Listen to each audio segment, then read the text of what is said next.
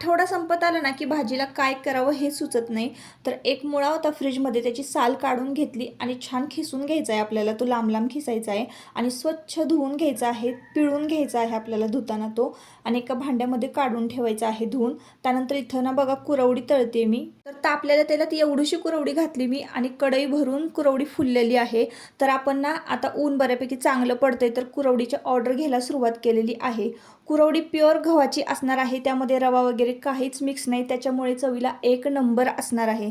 तुम्हाला जर ऑर्डर करायची असेल तर वर स्क्रीनवर नंबर देते, तुमची ऑर्डर तिथे बुक करा। 350 रुपये किलोनी कुरवडी आहे, शिपिंग चार्जेस मात्र तुम्ही तुमचे द्यायचे आहेत।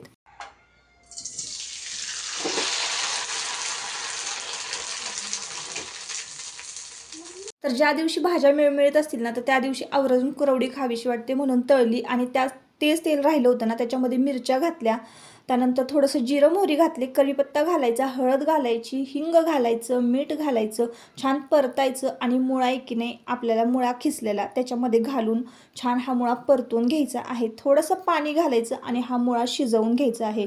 मुळ्याची चटणी एवढी भारी लागते ना आणि खूप टेस्टी होती, तर अधूनमधून कधीतरी अशी मुळ्याची चटणी खायला ना तोंडी लावायला भारी वाटते। वरून छान कोथिंबीर घालायची, मस्त मिक्स करायची आणि ही चपाती बरोबर खा, भाजी बरोबर खा, तितकीच टेस्टी लागते।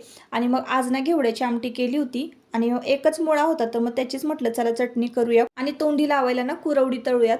तर इथं बघा इतकी मस्त ही मुळ्याची चटणी झालेली आहे, तर तुम्ही एकदा नक्की ट्राय करा। चला बाय बाय।